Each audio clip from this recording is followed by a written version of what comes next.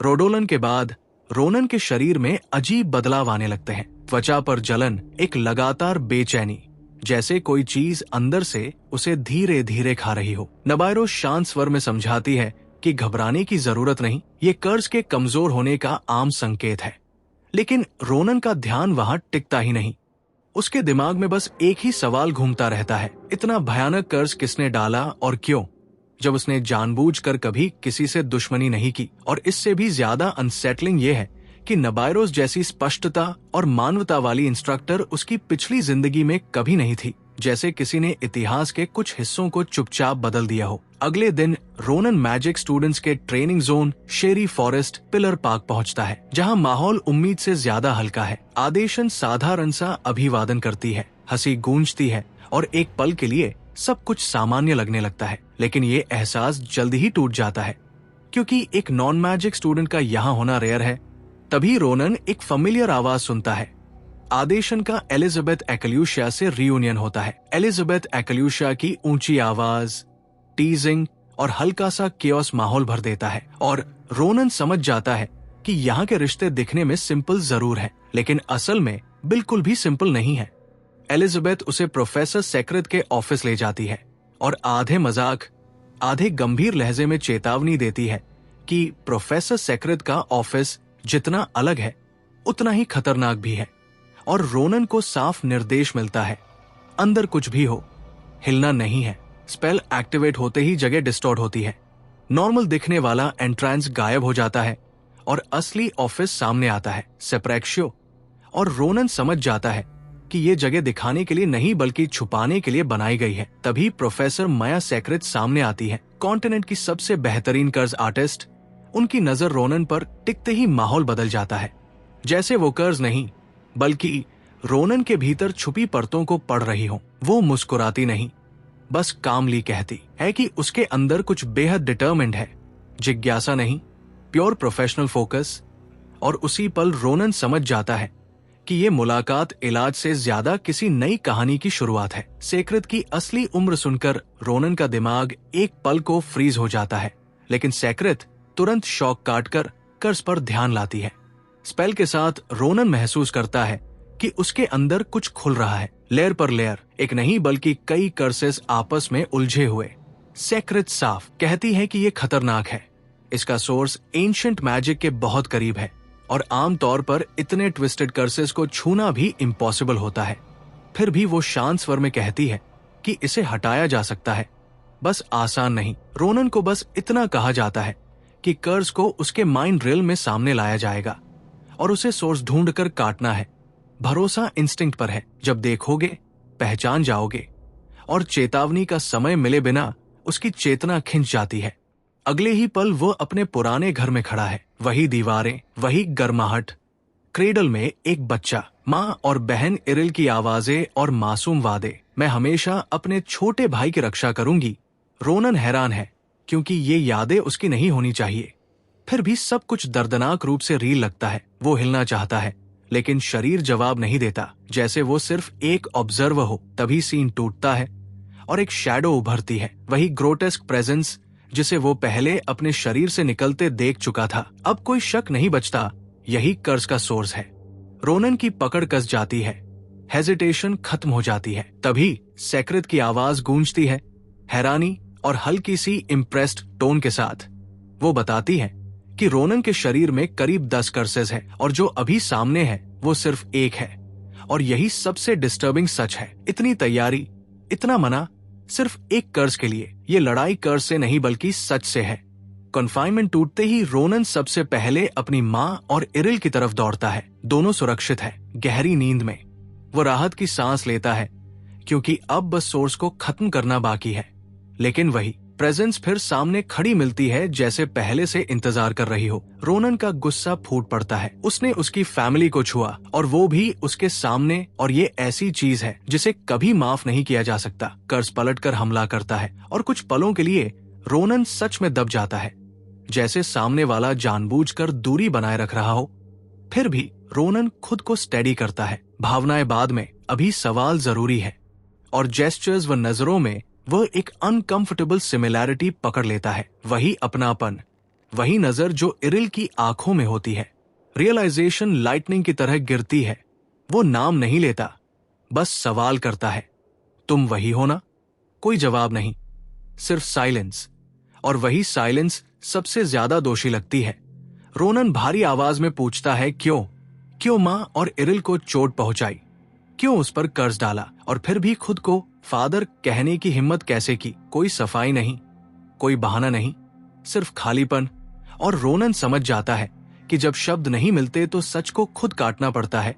वो आखिरी आदेश देता है, मेरे शरीर से निकल जाओ, और पूरी ताकत से वार करता है। अगला ही पल अंधेरा टूट जाता है। रोनन की आंखें खुलती हैं और वो फिर से सेप्रेक्शो में है। सेप्रेक्शो में होश में आते ही रोनन सामने खड़ी औरत को पहचान लेता है, प्रोफेसर सेक्रेत। चेहरा वही है, लेकिन उम्र जैसे समय के साथ बदलती जा रही हो। सेक्रेत इस बात को हल्के में टाल देती है और सीधे पूछती है कि अब उसके शरीर में क्या अलग महसूस हो रहा है। रोनन बिना झिझक सच मान लेता है कि वो शुरू से जानता था कि वो नॉर्मल नहीं है, लेकिन अब उसे समझ आ रहा है कि उसकी हालत सोच से कहीं ज्यादा उलझी हुई है। सेक्रेत बताती है कि कर्ज रिमूवल प्रोसेस उम्मीद के मुताबिक हुआ है, और फिर असली बात पर आती है। जो घर, माँ और इरिल उसे माइंड रियल में दिखे थे, वे उसकी यादें नहीं थी, बल्कि उस इंसान की यादें थी जिसने उस पर कर्ज डाला था। रोनन भावुक नहीं होता, बस कामली ऑब्जर्व करता है और कहता है कि वो इंसान उसका पिता था। सेक्रेत तुरंत समझ जाती है कि रोनन की मेमोरीज सिर्फ सील नहीं की गई थी, बल्कि एडिट की गई थी, और कर्ज डालते वक्त कुछ फ्रैगमेंट्स उसके भीतर ट्रांसफर हो गए थे। वो ये भी साफ करती है कि रोनन का मना सेंस कभी बंद नहीं हुआ, बल्कि उसकी एग्जिस्टेंस के साथ उलझ गया था। कर्ज टूटते वक्त जो चमकती धाराएं दिखी वही मना है, अभी वे सिर्फ दिखाई दे रही है। इस्तेमाल में समय लगेगा। और वार्निंग साफ है, अब भी 9 कर्सेस बाकी है, और उनमें से कुछ हटे बिना वो नॉर्मल स्टूडेंट्स की तरह आगे नहीं बढ़ पाएगा। इसलिए सेक्रेत उसे वापस भेज देती है, क्योंकि रात खत्म हो रही है। बाहर निकलते वक्त रोनन देखता है कि सेक्रेत फिर से यंग फॉर्म में है, और बिना कुछ कहे दोनों समझ जाते हैं कि वे एक जैसा बोझ ढो रहे हैं। रोनन मन में तय करता है कि वो पास्ट को समझेगा, लेकिन उसमें फंसकर प्रेजेंट को बर्बाद नहीं करेगा। कुछ समय बाद ग्रैंड कैपेडोशिया के बेसमेंट में क्लीनअप के दौरान साफ हो जाता है कि हालात संभालने वाला स्टूडेंट रोनन ही था, और फिलियन की रिपोर्ट के साथ फैसला लिया जाता है कि ग्रांसिया ड्यूक खुद उससे मिलने आएगा। अगली सुबह नंबर 20 डॉर्मेट्री में रोनन की नींद दरवाजे की दस्तक से टूटती है। बाहर खड़ा आदमी उसकी सेंसेस को अजीब तरह से डिस्टर्ब करता है। रोनन उसे साधारण ट्रैवलर समझकर टालने ही वाला होता है कि गार्ड की आवाज माहौल बदल देती है। पहचान सामने आते ही टोन फॉर्मल हो जाता है। ड्यूक ग्रांसिया अंदर आते हैं, डोरोन की तरफ से भेजी गई लाम मंच की शीट सौंपते हैं और ग्रैंड कैपेडोशिया को बचाने के लिए आभार जताते हैं। लेकिन असली वेट तब गिरता है जब वो ग्रांसिया मेडालियन आगे रखते हैं। ये गिफ्ट नहीं, बल्कि साइलेंट एक्नॉलेजमेंट है कि रोनन अब सिर्फ स्टूडेंट नहीं रहा। बातचीत इंसिडेंट तक पहुंचती है, और जैसे ही रोनन नेबुला और चिल्ड्रन ऑफ दी स्टार का जिक्र करता है, उसे ड्यूक के गार्ड से वही अजीब सेंसेशन महसूस होती है जो उसने पहले दुश्मनों में देखी थी। ड्यूक इसे महसूस नहीं कर पाता, लेकिन रोनन समझ जाता है कि कुछ लोग इसे महसूस नहीं कर सकते। मीटिंग खत्म हो जाती है, मगर उसके इंस्टिंक्ट्स शांत नहीं होते। उसी शाम डोर खुलते ही ट्रैप स्प्रिंग करता है। सामने एक फेमिलियर फेस होता है, डोलन। वो रोनन को मारने आया था, लेकिन अगले ही पल सिचुएशन पलट जाती है। सामने होता है एक unexpected guest, young master Schlieffen. कुछ घंटे पहले नंबर 20 हॉल की ऊपरी मंजिल पर श्लीफेन रोनन के सामने खड़ा था। रोनन ने श्लीफेन को चेतावनी दी थी कि डोलन उस पर एम्बुश करेगा, लेकिन श्लीफेन को रोनन की ये चेतावनी बेतुकी लगी, क्योंकि डोलन की लॉयल्टी पर उसे पूरा भरोसा था। लेकिन अब शब्दों की जरूरत नहीं थी, क्योंकि हमला अचानक और इतना सटीक था कि किसी भ्रम की गुंजाइश नहीं बची। डोलन की आवाज में पछतावा था, मगर कदमों में नहीं। वो कामली कहता है कि श्लीफेन की मना कंट्रोल अभी अधूरी है, और यही वजह है कि वो उसका कुछ नहीं कर पाएगा। श्लीफेन समझ जाता है कि सामने वाला उसकी यादों से कहीं ज्यादा ताकतवर है, फिर भी वो पीछे नहीं हटता।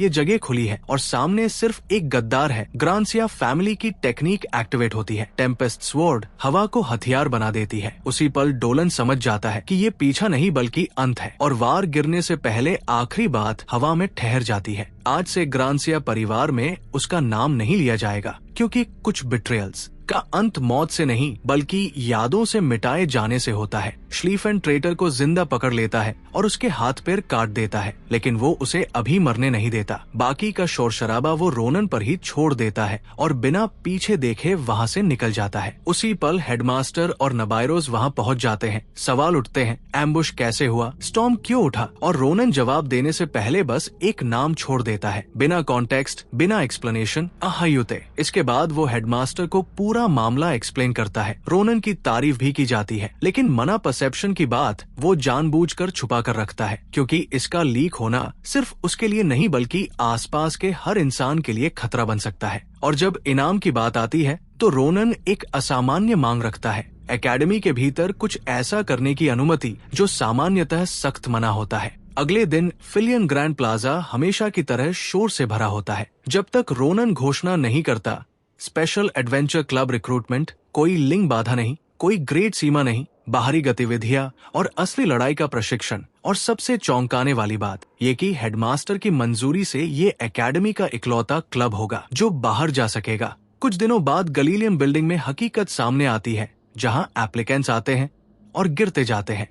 रोनन एबिलिटी वेरिफिकेशन में कोई रियायत नहीं देता और अफवाह उड़ती है कि इस क्लब में शामिल होने के लिए 10 जिंदगियां चाहिए। आखिरी दिन सिर्फ एक नाम बचता है, ब्राउन, जो बिना हिचक स्वीकार करता है क्योंकि उसे आसान रास्ते नहीं चाहिए। हॉल खाली होने पर रोनन रुकता है और आदेशन पास आती है, और तभी पीछे से एक झिझकती आवाज आती है, अगर मैं शामिल हूँ तो क्या मैं उसे छू सकती हूँ? ऑकवर्ड साइलेंस के बाद साफ होता है कि इशारा रोनन की ओर नहीं बल्कि उसके कंधे पर बैठे सिटा की ओर है। जिज्ञासा बढ़ जाती है क्योंकि वो लड़की उसकी मौजूदगी के इतने पास आकर भी ट्रिगर नहीं हुई थी। ओफेलिया डेनाइट, मैजिक डिपार्टमेंट की स्टूडेंट, मैजिकली इंजीनियर्ड डॉल के सामने अपना डार्क मैजिक इस तरह दिखाती है कि ड्यूल की जरूरत ही नहीं पड़ती। रोनन उसे तुरंत पास कर देता है, लेकिन असली हैरानी तब होती है जब वो शैडो क्लॉ इस्तेमाल करती है। ओफेलिया बिना कुछ छुपाए सच बता देती है कि वो वैम्पायर है। उसी पल सिटा की मना उससे रेसोनेट करती है, और जैसे ही उसे पता चलता है कि सिटा सिर्फ 2 महीने का ही है, उसकी क्यूरियोसिटी सीधे एक्साइटमेंट में बदल जाती है। सीन क्लब रूम एरिया में शिफ्ट होता है। पूरा बिल्डिंग स्पेशल एडवेंचर क्लब के लिए है, जहां वेपन्स और फील्ड प्रेप मौजूद है, और यही रोनन पहली बार खुलकर क्लब का असली टारगेट बताता है। रियल लाइफ एक्सपीरियंसेस के जरिए अपनी ताकत को तेजी से बढ़ाना और आने वाले उस दिन की तैयारी करना। डेस्टिनेशन घोषित होता है, वैद्यन माउंटेन्स, जहां मना अनस्टेबल है और टेरेन हॉस्टाइल, बिल्कुल सही ट्रेनिंग ग्राउंड। एक्साइटमेंट के बीच रोनन एक अनरिजॉल्व टेंशन उठाता है। वो असेल और मारिया को उसके खिलाफ स्पार करने को कहता है। स्पार शुरू होता है। रोनन वेपन ड्रॉ नहीं करता, सिर्फ शीट के साथ लड़ता है, और फिर भी प्रेशर तुरंत महसूस होने लगता है। तभी असेल टेलीकिनेसिस इस्तेमाल करती है, जो अब ज्यादा शार्प है, कंट्रोल क्लीनर है और रिफ्लेक्सेस पहले से कहीं फास्टर है। वो खुद एडमिट करता है कि अगर टाइमिंग मिस हुई तो डैमेज सीरियस होगा। कॉम्प्लीमेंट के बाद फैसला आता है। 2 हफ्तों की स्पेशल ट्रेनिंग अनाउंस होती है। हेडमास्टर अपना प्रॉमिस निभाता है, परमिट साइन होता है, और अगले ही दिन स्पेशल एडवेंचर क्लब की पहली एक्सटर्नल एक्टिविटी शुरू होती है, वैद्यन माउंटेन्स, जहां एंट्रेंस पर मना का दबाव भारी है। असेल उत्साहित है, मारिया सतर्क, रोनन चुपचाप ऑब्जर्व करता है और हिंट देता है कि ये जगह सिर्फ ट्रेनिंग ग्राउंड नहीं बल्कि डिस्कवरी जोन भी है। वैद्यन माउंटेन्स में कदम रखते ही रोनन को वह चीज मिल जाती है जिसकी उसे तलाश थी, ORC विलेज। लेकिन ये वैसा नहीं है जैसा रिपोर्ट्स में लिखा जाता है। यहाँ ऑर्ब्स की संख्या कहीं ज्यादा है, ढांचा पूरी तरह संगठित है, और ग्रोथ इतनी तेज कि अगर अभी नहीं रोका गया तो पूरा माउंटेन रेंज इनके कब्जे में जा सकता है। रोनन शांति से समझाता है कि बॉर्डर एरियाज जहां पब्लिक ऑर्डर कमजोर होता है, ऐसी सेटलमेंट्स चुपचाप फैलती है, और अगर अभी बीज नहीं रोके गए तो पास के ह्यूमन विलेजेस भारी कीमत चुकाएंगे। यही स्पेशल एडवेंचर क्लब की पहली असली लड़ाई है। नंबर्स देखकर असेल और मारिया इंस्टिंक्टिवली हेजिटेट करती है, नर्वसनेस साफ झलकती है, बट रोनन उन्हें रियश्योर करता है कि ऑब्स सही अपोनेंट्स हैं। ताकत और ब्रुटैलिटी समझने के लिए असली खतरा ओगस होते हैं, खासकर वो ट्विन हेडेड लीडर जिसे वो अपनी पिछली जिंदगी में भी नहीं हरा पाया था। मगर वो थ्रेट अभी फ्यूचर की बात है। तभी रोनन अचानक रुक जाता है, जैसे किसी ने एक इनविजिबल वॉल खड़ी कर दी हो, और इससे पहले कि वो कुछ रिएक्ट करे, एक अनफेमिलियर प्रेजेंस सामने आती है। एक एल्फ प्रीस्ट, बिना किसी हॉस्टिलिटी के, जो खुद को एज ओल्ड स्पिरिट सिनियल का सर्वेंट बताता है। रोनन कैजुअली अहयुते का नाम दोहराता है रिएक्शन देखने के लिए। प्रीस्ट ऑकवर्ड होता है पर साफ है कि उसका उससे कोई सीधा कनेक्शन नहीं।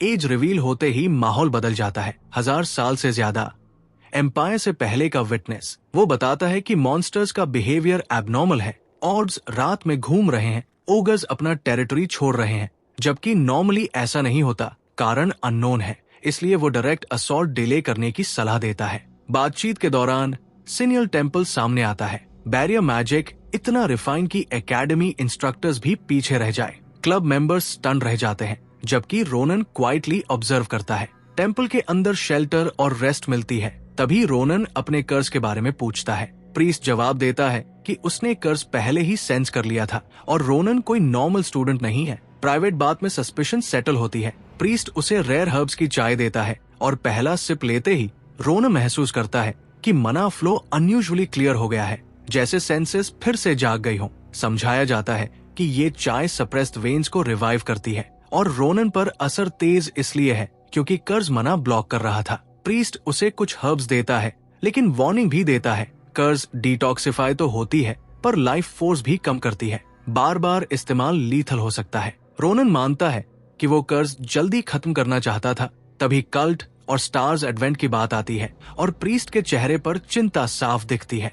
रात को रोनन स्टोन आइडल को देखकर पूछता है कि क्या सच में पत्थर भगवान हो सकता है। प्रीस्ट सरंते मित समझाता है, फेथ एंड्योरेंस है, ब्लाइंड बिलीफ नहीं। अगले 2 दिन सरप्राइजिंगली शांत रहते हैं। स्पेशलिटी का असर असेल और मारिया पर भी दिखने लगता है। ट्रेनिंग स्मूथ चलती है, लेकिन ये शांति टिकती नहीं। रेड का दिन आता है। फॉरेस्ट डीप और डार्क है और यहाँ ओवर कॉन्फिडेंस डेडली हो सकता है। ओआरसी विलेज का दृश्य उम्मीद से भी ज्यादा ब्रूटल निकलता है। अटैक शुरू होते ही केओस फैल जाता है। असेल डिस्टेंस संभालती है, मारिया फ्रंट लाइन साफ करती है और रोनन स्पेसिंग मैनेज करता है। किल्स क्लीन है, क्रुएल्टी नहीं। ये ट्रेनिंग नहीं, रियल फाइट है। विलेज क्लियर होते ही सिटा रिएक्ट करता है। रबल के बीच एक अनकॉन्शियस एल्फ गर्ल मिलती है, चेन्स और वूंड्स के साथ। होश में आते ही वो श्राइन और सरंते का नाम लेती है और वार्निंग देती है, वे आ रहे हैं। रोनन तुरंत ऑर्डर देता है, वो खुद श्राइन जाएगा। क्लब मेंबर्स को वही रुकने को कहता है।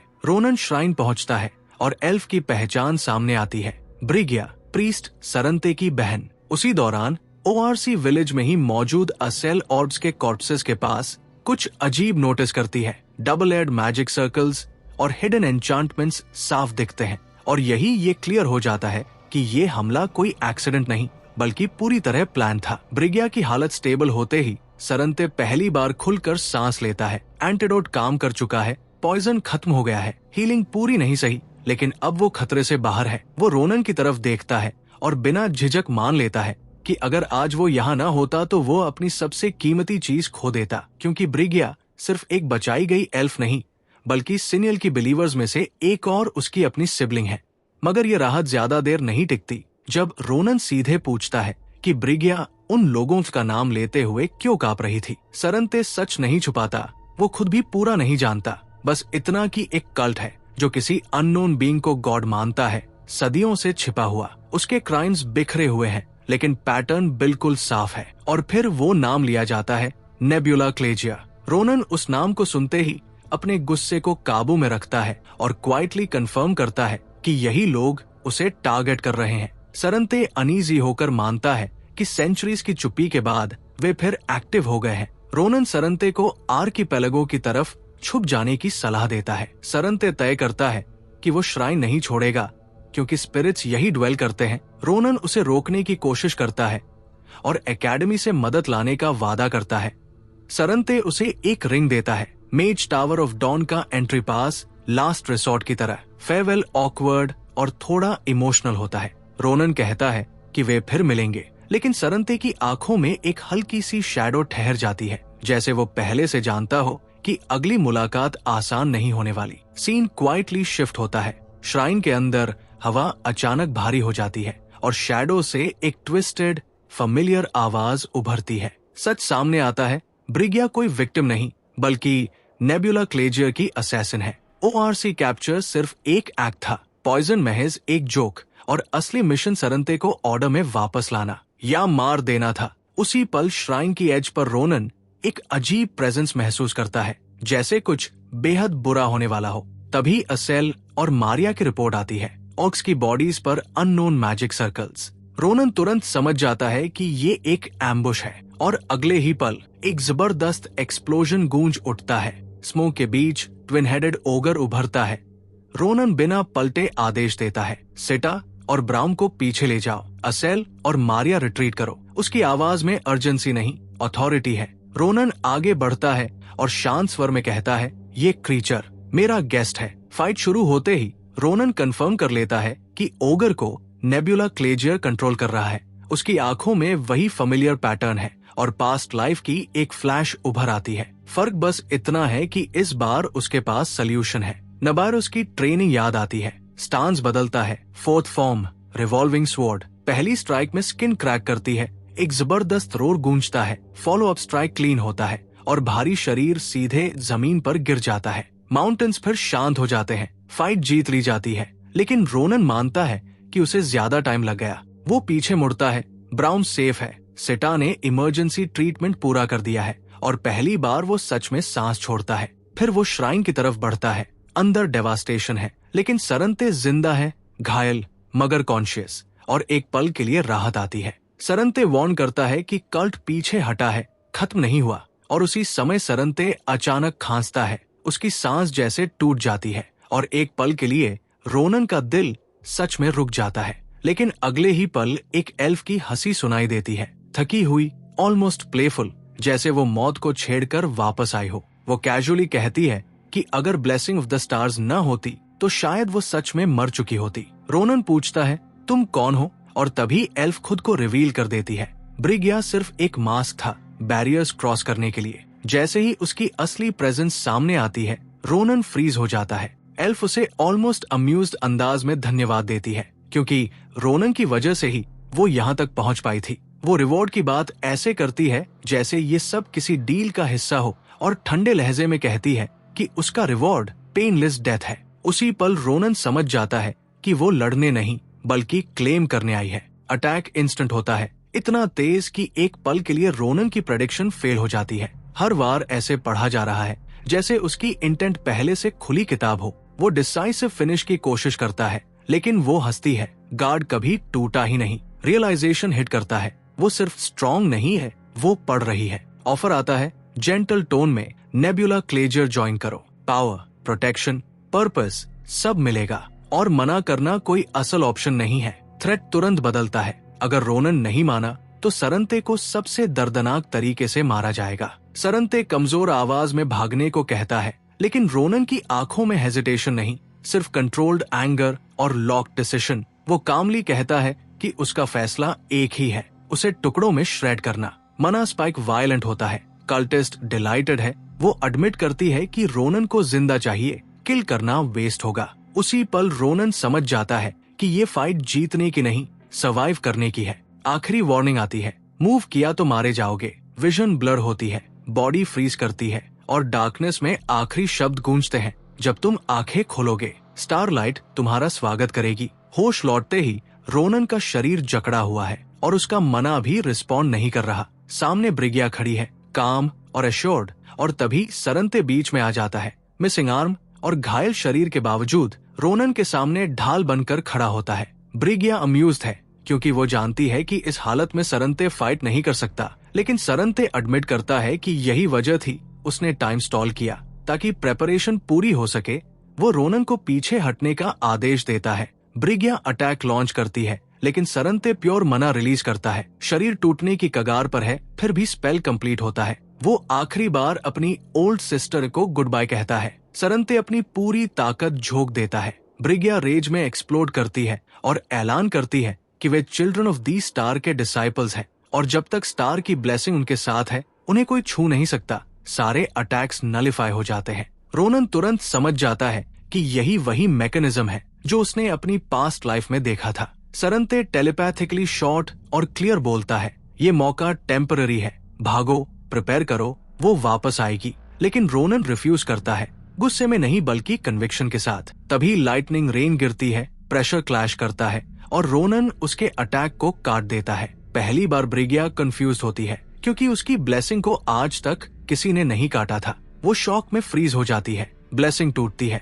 और पहली बार चोजन ऑफ दी स्टार खून बहाते हैं। रोनन जमीन पर गिरे सरंते को थामे रहता है। सिटा हीलिंग शुरू करता है, लेकिन सरंते वीक स्माइल के साथ उसे रोक देता है और बस इतना कहता है, कभी हार मत मानना। और फिर साइलेंस छा जाती है। माउंटेन्स छोड़ते वक्त रोनन पीछे नहीं देखता, क्योंकि सरंते मरने वाला इंसान नहीं था, वो अब वॉचर बन चुका था। फिलियन लौटकर रिपोर्ट सबमिट होती है। पनिशमेंट नहीं मिलता, लेकिन वार्निंग साफ है। रोनन कैजुअली अग्री करता है, क्योंकि वो जानता है कि असली लड़ाई अब शुरू हो चुकी है। क्लब बिल्डिंग में ट्रेनिंग के बीच श्लीफेन की प्रेजेंस महसूस होती है। वो बस इतना कहता है कि नेबुला क्लेजियर पर बात करनी है।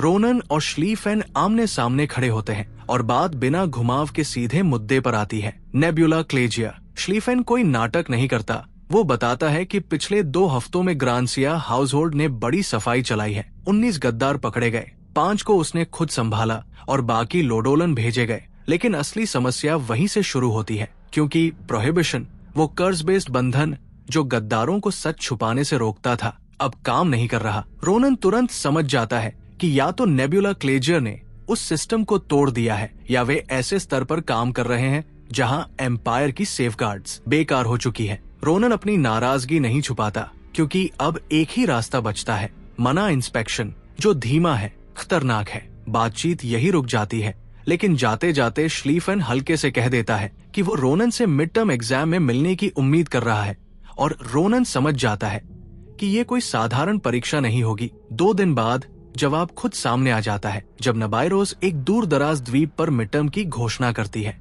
ट्रायल ग्राउंड्स ही संदेश है, एक बंद जगह जहां भागने का कोई विकल्प नहीं। नियम साफ है, असली लड़ाइयां होंगी। सेफ्टी ब्रेसलेट्स आखिरी पल पर टेलीपोर्ट करेंगी, हीलर्स स्टैंड बाय रहेंगे। मतलब पूरी ताकत की इजाजत है, दया ऑप्शनल है। रिएक्शंस मिक्स्ड है, लेकिन नबायरोस लगभग अम्यूज लगती है। पहला नाम अनाउंस होता है, आदेशन, और पूरे हॉल में फुसफुसाहटें फैलने लगती है। पक्षपात, पेड स्टूडेंट, ताने। मगर आदेशन जानती है कि बैटलफील्ड पर शब्दों की कोई कीमत नहीं होती। आदेशन टेलीपोर्ट हो जाती है। उसके बाद बाकी स्टूडेंट्स भी टेलीपोर्ट हो जाते हैं। टेलीपोर्ट के बाद रोनन खुद को अकेला पाता है और जल्दी ही समझ जाता है कि ये रैंडम नहीं है। अपरक्लासमेन सामने आते हैं। रोनन पर दबाव बनाने की कोशिश होती है और एक टेम्पररी अलायंस बन चुका है। आदेश साफ है, एक साथ हमला करो। चाकू चमकते हैं, मना टकराता है। ये ट्रेनिंग नहीं, बल्कि असली फाइट बन चुकी है। फिर भी रोनन गिरता नहीं। सीनियर्स चौंकते हैं और रोनन सबको अकेले ही डिफीट कर देता है। उसी समय दिखता है कि आदेशन थकी हुई है, लेकिन उसका दिमाग अब भी शार्प है। सामने 3रे साल का टॉप छात्र अयुन खड़ा है, आत्मविश्वास से भरा। ठंडी आवाज में कहता है कि कौशल का अंतर अभी उसके बस का नहीं, शब्द जानबूझकर उसे तोड़ने के लिए है। फिर भी आदेशन लड़ती रहती है। खून गिरता है और अयुन चिढ़कर पूछता है कि आखिर उसे सहारा कौन दे रहा है। तब आदेशन सच बोल देती है, वो ग्रैंड कमांडर बनना चाहती है, क्योंकि 10 साल पहले नाइट ऑफ द केनाइन में उसने अपना पूरा परिवार खोया था और बदले में सिर्फ एक स्मारक पत्थर। वो इसे स्वीकार नहीं कर सकती और तभी एक आवाज बैटलफील्ड चीर देती है, बस यहाँ तक। अगले ही पल रोनन सामने खड़ा है। वो हालात देखता है, बेकार सवाल छोड़ देता है और वही पूछता है जो जरूरी है। आदेशन सच बता देती है और रोनन समझ जाता है कि उसे रोका नहीं जा सकता। तभी एक अलग मना महसूस होता है, कोई आ रहा है। रोनन अचानक विषय बदलता है और पूछता है कि क्या आदेशन को शैडो मना के बारे में पता है। आदेशन मना करती है तो रोनन बताता है कि शैडो मना खतरनाक है, लेकिन सही हाथों में बेहद ताकतवर। रोनन वही रोककर आधे मजाक में कहता है कि 3रा स्थान बुरा नहीं। फिर उसे क्लिफ से गिरा देता है और वादा करता है कि वो उसे सही तरह से सपोर्ट करेगा, ग्रैंड कमांडर बनने तक। रोनन मुड़ता है, बैटलफील्ड खाली होता जाता है और आइलैंड पर आखिरकार सिर्फ 2 लोग बचते हैं, रोनन और श्लीफेन। कोई चाल नहीं, कोई डिस्ट्रैक्शन नहीं। श्लीफेन मुस्कुराता है, क्योंकि यही असली लड़ाई है।